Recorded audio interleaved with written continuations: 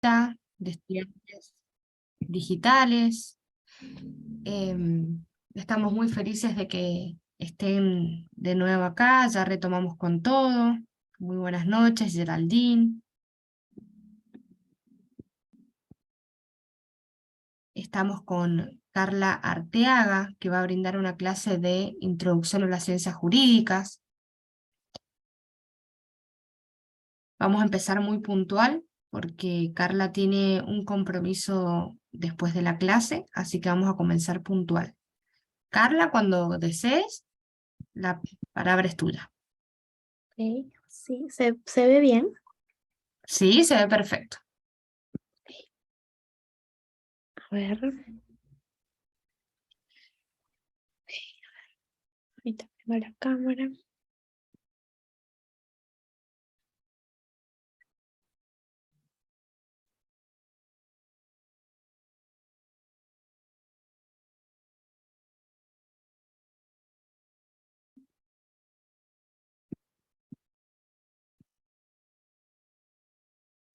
Ya, ya, perfecto. Buenas noches con todos, nuevamente en esta nueva sesión. Mi nombre es Carla Arteaga, como les comentaba Agustina. Bueno, yo ya he brindado una primera clase sobre introducción a las ciencias jurídicas. Y bueno, el día de hoy vamos a continuar con la clase tomando como puntos 3. A continuación los presento. 3 puntos: el gobierno central, gobiernos regionales y gobiernos locales. Esta presentación está basada en el libro de Marcial Rubio, El Sistema Jurídico, Introducción al Derecho. Lo recomiendo bastante, es un libro básico que todos y todas debemos leer para la carrera en la parte introductoria, y es la base. Como ya había mencionado, el curso de Introducción a las Ciencias Jurídicas es la base para todas las demás ramas del derecho y los selectivos que posteriormente podamos llevar. Ahora, con estos 3 puntos definidos, vamos a pasar al primer punto, que vendría a ser el gobierno central. El gobierno central. Ahora vamos primero por la historia. Los inicios del Estado liberal están marcados por la teoría de la separación de poderes, esbozada por Montesquieu. Quizás esto lo recordamos de clases de secundaria, sobre la base de la experiencia inglesa, enriquecida luego por la Constitución Federal norteamericana y por la Revolución Francesa. En aquella época, los aspectos orgánicos del Estado eran más simples y reducidos que hoy. El Estado se limitaba a los 3 poderes: el legislativo, el ejecutivo y judicial, y a un aparato burocrático muy pequeño.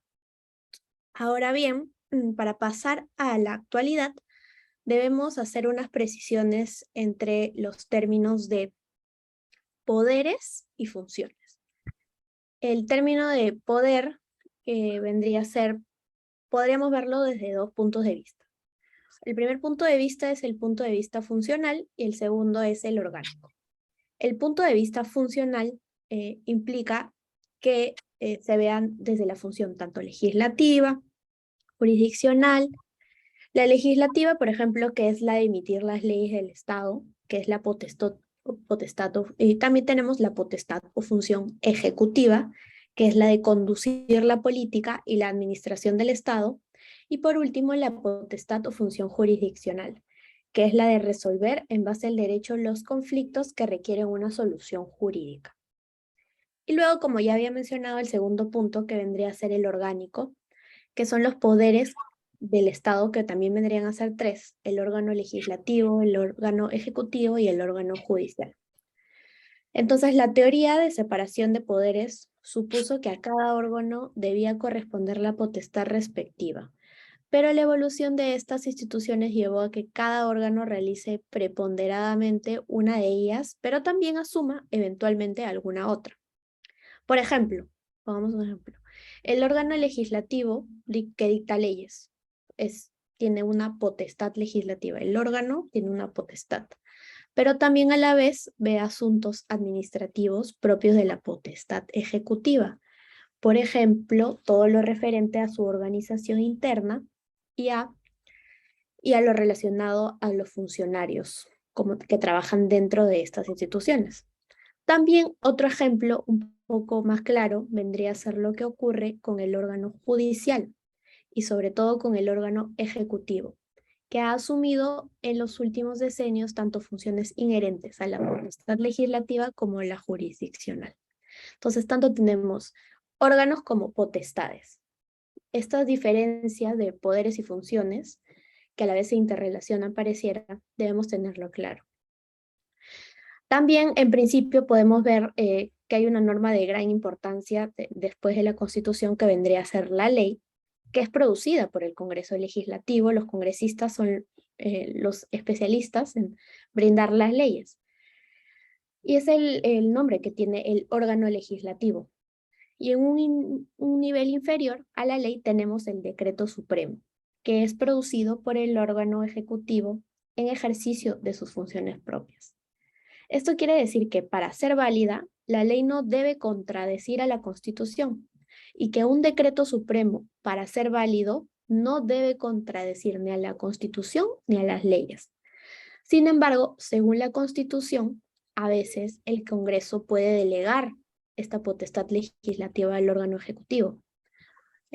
Aquí es donde quizás nos podemos confundir, pero como decía, hay un órgano legislativo, un órgano ejecutivo, y lo que se delega vendría a ser la potestad legislativa, que es esta función de hacer leyes. Entonces, el órgano legislativo lo que hace, según la Constitución, tiene la potestad de ceder esta potestad legislativa al órgano ejecutivo. Ahí está la diferenciación para que no nos confundamos. Existe este caso y lo contempla nuestra Constitución, y en cuyo caso, en este ejemplo, lo que se produce son los decretos legislativos, que aunque dado por el órgano ejecutivo, por lo que en principio debería ser como un tercer rango, en realidad pertenecen al segundo rango, que es de la ley, porque el ejecutivo actúa en ejercicio de la potestad legislativa y no en ejercicio de la potestad ejecutiva, en base a la que dicta los decretos supremos. Por ello, al tratar materias jurídicas de relación entre el Estado y el derecho, debemos diferenciar con cuidado cuando estamos ante la palabra de poderes en sentido orgánico, organismos, y cuando estamos ante la palabra en sentido funcional, de potestades. Una vez que tenemos esto claro, podemos entrar en lo que se compone el gobierno central. El A, como podemos ver en la diapositiva, es el poder legislativo. En el Perú, el poder legislativo es el Congreso de la República.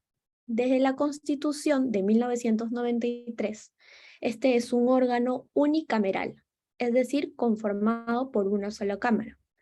Anteriormente teníamos dos, que vendría a ser el Senado y la Cámara de Diputados, que compartían la función legislativa, pero al mismo tiempo contaban con otras diferencias. Las funciones esenciales de todo poder legislativo son dos: el de dictar leyes o normas de rango inmediatamente inferior a la Constitución, y también ejercitar el control político del poder ejecutivo a través de varios mecanismos establecidos constitucionalmente, como seguramente vemos constantemente en las noticias. Eventualmente, el Congreso puede aprobar una ley delegando la atribución de dictar leyes al Poder Ejecutivo, el que dentro de los términos que tal ley le fije, podrá dictar decretos legislativos que tienen fuerza y rango de ley. Adicionalmente, compete al Congreso de la República modificar la Constitución según el procedimiento que en ella se establece. Esto es lo referente al poder legislativo. Ahora vamos a pasar al poder ejecutivo, que también compone el gobierno central. El poder ejecutivo es el órgano del Estado encargado de dirigir y ejecutar la marcha política del país. El poder ejecutivo está compuesto por dos niveles internos, que son el presidente de la República y el Consejo de Ministros. El presidente de la República es la cabeza del poder ejecutivo. El presidente no puede ejecutar ningún acto de gobierno por sí solo y ante sí mismo. Para que sus actos sean válidos, necesita la firma de un ministro como mínimo. El Consejo de Ministros es un organismo integral compuesto por el presidente de la República, que lo preside cuando asiste a estas reuniones de Consejo de Ministros, y por todos los ministros del Estado también está compuesto. Entonces, el presidente y sus ministros componen ¿qué? El Consejo de Ministros, siendo la cabeza el presidente. En algunos casos se establece en la propia Constitución o las leyes el voto aprobatorio del Consejo de Ministros para que éste sea indispensable para que el presidente pueda desempeñar sus funciones. El aporte del Poder Ejecutivo al sistema jurídico peruano es muy importante. Destacamos aquí los principales aspectos, como pueden ver en la diapositiva, hasta 8. La función propia que tienen de aprobar reglamentos, decretos y resoluciones, sin nunca desnaturalizar nuestra Constitución, que es la Carta Magna, es la fuente de fuentes. Y luego también vemos que tiene otra función como es la propia de proponer proyectos de ley ante el Congreso. Puede también proponer modificaciones constitucionales ante el Congreso. Promulga las leyes. Esto es, ordena publicar y cumplir estas, sin cuyo requisito y salvo la excepción del siguiente párrafo, no entran en vigencia, y cuál vendría a ser que pueda observar las leyes aprobadas por el Congreso, en virtud de lo cual ellas deben regresar a consideración del órgano legislativo a fin de que sean ratificadas con un quórum calificado de votación. También otra es, puede interponer la acción de inconstitucionalidad de las leyes. La séptima puede recibir en delegación la potestad legislativa, en cuyo caso está habilitado para dictar decretos legislativos del mismo rango que las leyes. Y la octava, que tiene la atribución de dictar decretos de urgencia con rango de ley. Esto es en referencia al Poder Ejecutivo, que es el segundo, como ya vimos. Primero el poder legislativo, luego el ejecutivo, y el que nos faltaría sería el judicial dentro del gobierno central. No olvidemos nuestros puntos de agenda para que no nos perdamos. Estamos primero gobierno central, luego gobierno regional y luego gobiernos locales. Entonces, ahora teniendo esto claro, vamos al Poder Judicial. El Poder Judicial es el órgano del Estado encargado de administrar justicia en el país. Es una función bastante importante. Y aquellos que quieran ser jueces, juezas, fiscales o fiscales, es importantísimo este poder del Estado. Ejercita la función jurisdiccional del Estado, la cual consiste en decir derecho, como menciona Marcial Rubio, que es decir, qué dice en concreto el derecho en los casos sometidos a su resolución, qué es lo que quiere decir, que interpreta en base a las normas, y hace esto mediante resoluciones judiciales. Las más conocidas son las sentencias, como todos sabemos, sentencias civiles, sentencias penales, y el Poder Judicial está estructurado con los siguientes órganos de función jurisdiccional. Primero tenemos a la Corte Suprema de Justicia de la República, con jurisdicción sobre todo el territorio nacional. La Corte Suprema es el más alto rango dentro del Poder Judicial.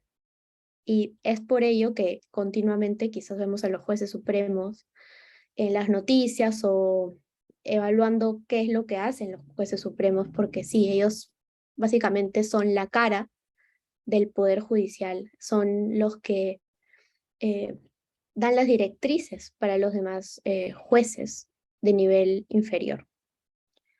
Vemos en este caso la Corte Suprema como el máximo ente. Luego también tenemos a las Cortes Superiores de Justicia, que se encuentran en los distritos judiciales, en los respectivos distritos judiciales, y también se organizan en salas.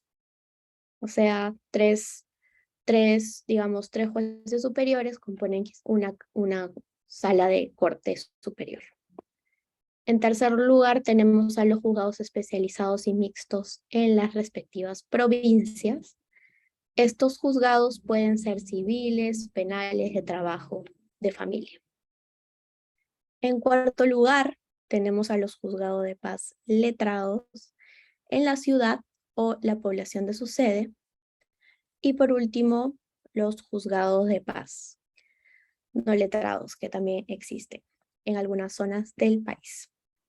Con esta parte finalizamos el rango, el Poder Judicial, teniendo claro nuevamente Poder Judicial, Poder Ejecutivo y Poder Legislativo componen el gobierno central. Ahora pasamos a los gobiernos regionales. ¿Qué vendrían a ser los gobiernos regionales? Primero tenemos que tener en cuenta nuestra Constitución del 93, que es la actual, que fue modificada mediante la Ley 27680 del 6 de marzo de 2002. Con ella se inició el proceso de descentralización del país, que condujo a que desde el año 2003 haya gobiernos regionales en todo el Perú, menos en la provincia de Lima. Estos son elegidos democráticamente. Entonces fue un paso bastante importante a partir del año 2003. Y ahí tenemos el artículo 190 de la Constitución, que nos dice lo siguiente. Las regiones se crean sobre la base de áreas contiguas integradas histórica, cultural, administrativa y económicamente, conformando unidades geoeconómicas sostenibles. Las regiones tienen entonces una base territorial y poblacional. Son segmentos del territorio nacional que tiene cierta integración social y económica entre sí, de tal manera que puedan sostener y avanzar su desarrollo. En ese sentido, ¿qué nos quiere decir la Constitución? ¿Cómo se conforma estos gobiernos regionales que se crearon en el 2003? Entonces, estos están compuestos por un presidente y un consejo regional, que son respectivamente su órgano ejecutivo y legislativo. Los consejos regionales dictan ordenanzas regionales, que seguramente muchos de nosotros hemos escuchado, ordenanzas regionales, y los presidentes de región dictan decretos regionales. Estos dispositivos legales se integran al sistema jurídico nacional como normas generales aplicables dentro del territorio de la respectiva región. Deben ser conforme a nuestra legislación nacional.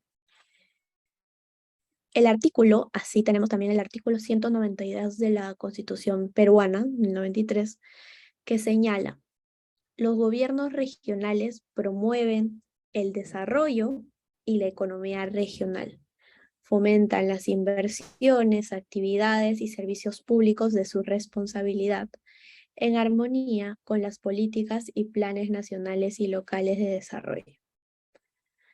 Así tenemos que su responsabilidad fundamental, ¿cuál vendría a ser de estos gobiernos regionales? Es el progreso de su población y el desarrollo de la respectiva región. Como ya habíamos conversado previamente en la anterior clase, las normas muchas veces, quizás a veces no se condicen con la realidad. Sin embargo, es importante que nosotros como estudiantes, abogados, estudiantes, futuros profesionales del derecho, conozcamos qué es lo que dicen nuestras normas y qué es a lo que apuntamos como sociedad para realmente, a través de nuestro ejercicio, llegar a concretar ello. No porque la realidad quizás no se cumpla estas finalidades, quiere decir que no es lo que debamos hacer o nos debemos olvidar o para qué estudiarlas. No, es realmente importante.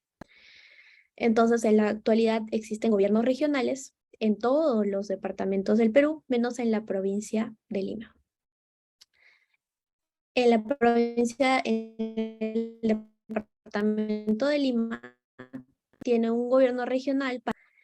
En esta, el gobierno existente es la Municipalidad de Lima Metropolitana, es decir, la Municipalidad Provincial de la capital de la República. Esto es lo que vendría a ser el gobierno regional. Para ello es importante mencionar que en las regiones y aún el tema de la descentralización está costando en el Perú. Realmente, quizás como hemos visto un poco más el gobierno central es quien tiene la preponderancia o tiene el monopolio de las funciones actuales. Sin embargo, también es importante que conozcamos qué es lo que busca nuestro Estado. Buscamos sí la descentralización, pero siempre teniendo un Estado unitario, siempre teniendo un gobierno central fuerte. Pero que eso no debe significar que no debamos apuntar a la descentralización que es tan necesaria actualmente para todos nuestros departamentos y para que a todos nos puede llegar los servicios que necesitamos de mejor manera, porque si centralizamos todo va a ser bastante difícil e imposible en realidad. Dicho esto, pasamos a los gobiernos locales, que también son bastante importantes, mencionada la descentralización y la función que debemos perseguir. Los gobiernos locales son las municipalidades provinciales y distritales, conocidas desde muy antiguo, desde la antigüedad en el Perú.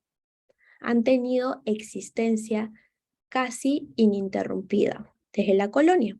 Eso es un dato bastante importante. Entonces, están conformadas por tanto los alcaldes como por los regidores, o también llamados concejales.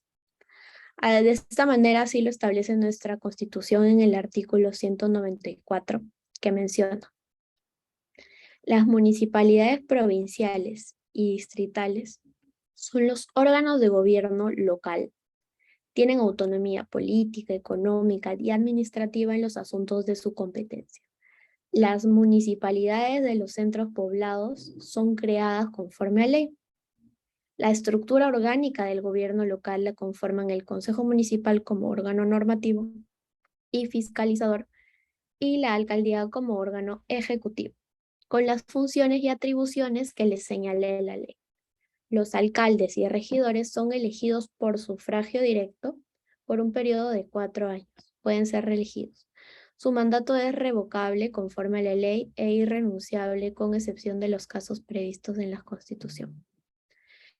Para postular por ejemplo, a presidente de la República o vicepresidente o miembro del Parlamento Nacional o presidente del gobierno regional, los alcaldes deben renunciar al cargo con un mínimo de 6 meses antes de la elección respectiva. Además, muchas de las municipalidades del país cuentan con una administración compuesta por funcionarios y empleados municipales, que son tan necesarios para la gestión que realice el alcalde y los concejales. Así tenemos las competencias ahora. Las competencias de los consejos municipales son variadas y están referidas a la planificación del desarrollo físico de sus territorios y a la prestación de servicios públicos esenciales. Para su cumplimiento, tienen funciones también concretas, ya que parecería eso muy poético, muy abstracto, muy amplio. Entonces, funciones concretas, como por ejemplo, regular el transporte colectivo, la circulación y el tránsito, prestar los servicios públicos de alumbrado y de policía, elaborar las normas sobre zonificación y urbanismo e implementar su cumplimiento, ocuparse de desarrollar en su territorio la cultura, la recreación, promover el turismo, las actividades deportivas de los vecinos, así como la conservación de monumentos arqueológicos e históricos, y ocuparse de otras tareas de servicio, tales como la del mantenimiento de, de comedores populares, el servicio de los vecinos, por ejemplo, etcétera. Entonces, de manera comunal, comunitaria, los gobiernos locales tienen un papel preponderante, ya que si algunos de ustedes son quizás de provincia, etcétera, ahí podrían haber visto con mayor importancia el papel que juegan los gobiernos locales para mejorar o empeorar la calidad de vida de sus pobladores. Por eso es tan importante ejercer un voto consciente e informado en estas elecciones. Para muchas de todas las actividades que he mencionado, los consejos municipales deben dictar normas jurídicas que tienen validez en su ámbito territorial y que están sometidas jerárquicamente a las disposiciones legislativas nacionales. Claro, eso no quiere decir que por ser concejales municipales y estar supeditado a un territorio nada más, pueden expedir normas que vayan contrarias a alguna ley o a la propia Constitución, o peor aún, contra un tratado. No, siempre tiene que haber coherencia. La coherencia jurídica es vital. De estas disposiciones jurídicas municipales, dos tienen especial importancia, que vendrían a ser las ordenanzas municipales, número 1, y número 2, los decretos de alcaldía. Tenemos entonces las ordenanzas municipales primero, que son normas jurídicas que la Constitución trata con rango equivalente al de las leyes. Por eso es que tiene bastante importancia. Aunque siempre, y debemos acordarnos siempre, subordinándolas a las propias leyes, en lo que no sea competencia privativa de los gobiernos locales. Esto es bastante importante porque no puede exceder su propia competencia, es decir, no puede tocar materias que ve el gobierno central a nivel local.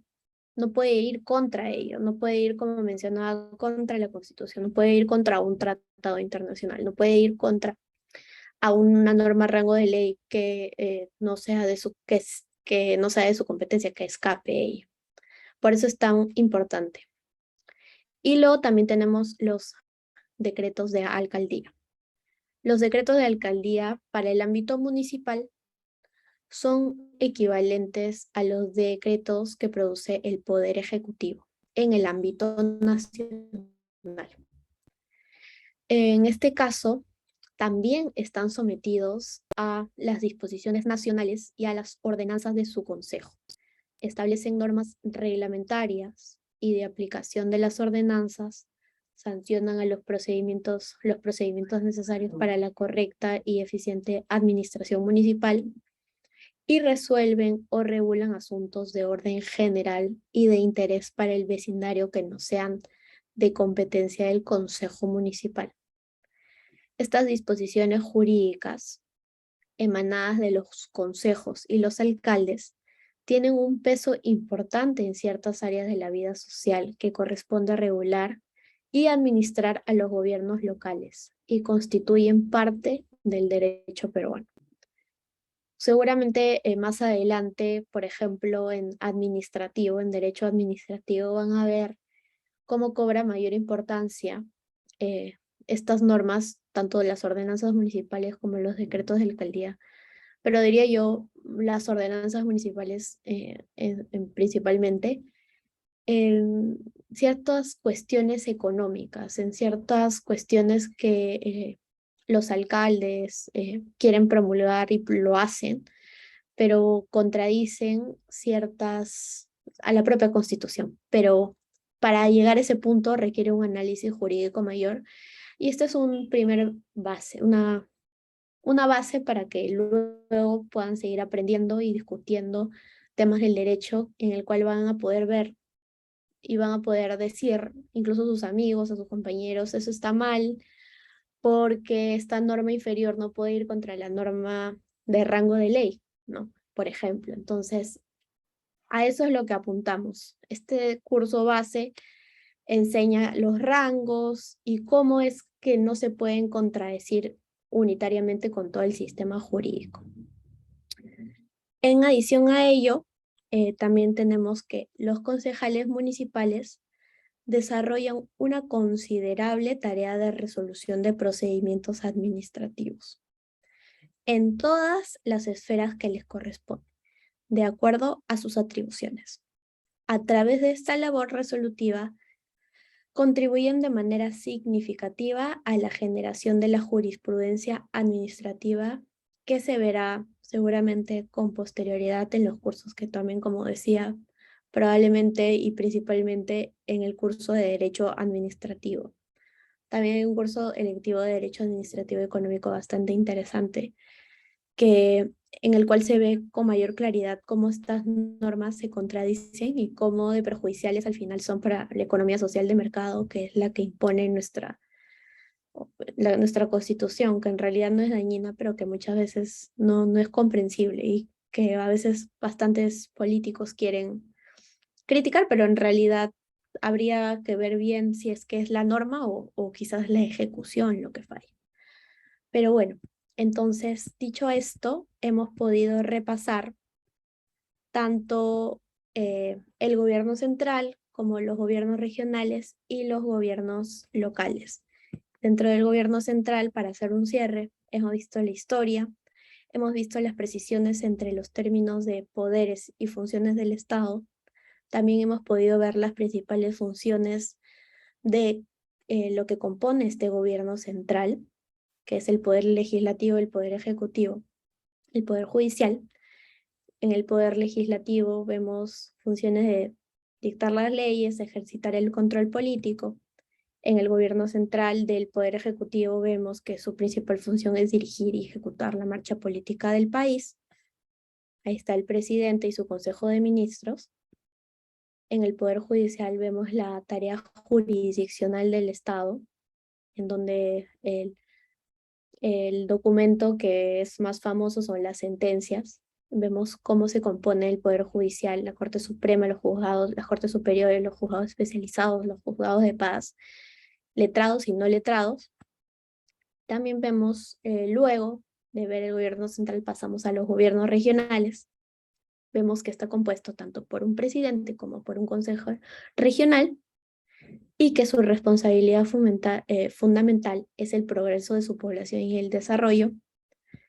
Y luego, por último, pudimos ver los gobiernos locales en su competencia fundamental de también desarrollar los servicios públicos esenciales, teniendo dos normas de impacto importante, social, jurídico, que son las ordenanzas municipales y los decretos de alcaldía. Habiendo yo expuesto todo, les agradezco mucho su atención y no sé si hay alguna pregunta. Gracias, Carla, muchas gracias. Excelente la exposición, súper clara. ¿Alguien tiene alguna duda, alguna pregunta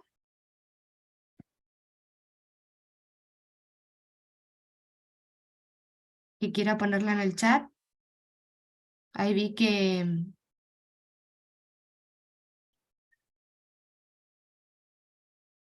nadie que quiera preguntar algo.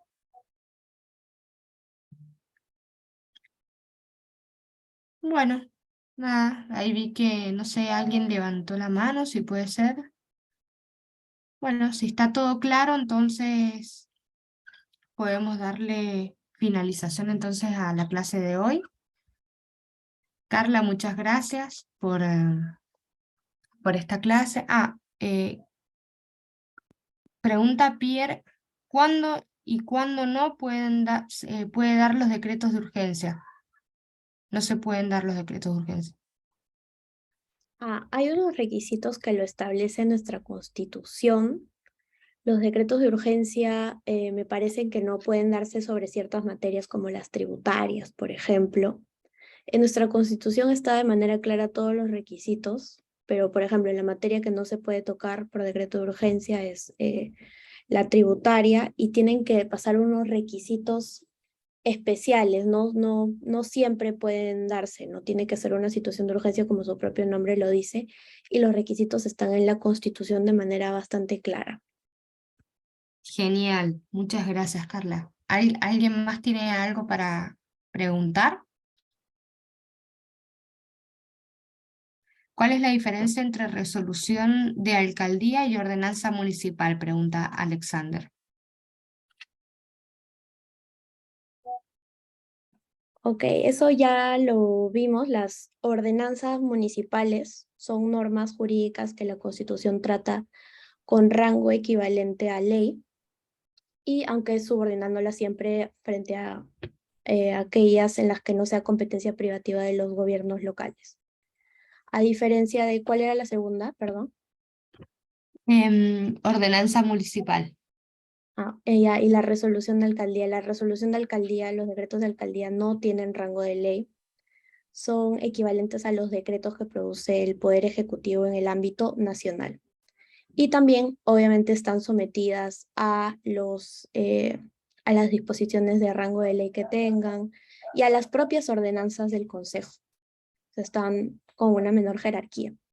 Establecen normas reglamentarias y de aplicación a las ordenanzas, sancionan los procedimientos necesarios para la correcta y eficiente administración municipal y resuelven y regulan asuntos de orden general y de interés para el vecindario que no sean de competencia del Consejo Municipal. Estas disposiciones jurídicas son emanadas de los consejos y de los alcaldes. Genial, muchas gracias, Carla. Bueno, si no hay ninguna duda más, entonces dice Paolo Urteaga, ¿una ordenanza municipal puede modificar una ley? No, no. Tienen un rango parecido al de ley, pero dentro de su jurisdicción, pero no puede ir nunca en contra de una ley. Está subordinado. Genial, genial. Bien, bueno, si no hay ninguna duda más, gracias Gabriel, gracias Paolo, Juan, Rosmer, muchas gracias por sus mensajes. Bueno, te están agradeciendo todos los alumnos, muchas gracias Carla por la exposición, excelente, muy clara.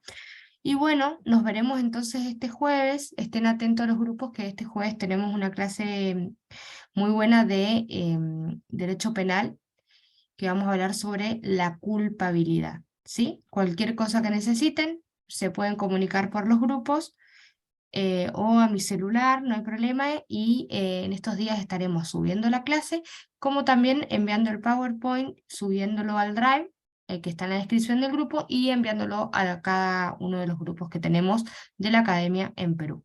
Muchas gracias a todos por estar. Gracias, Carla, por Gracias, participar y por Agustina. tu excelente exposición. Nos vemos la próxima. Chao, Muchas hasta luego. gracias. Hasta Chao. luego.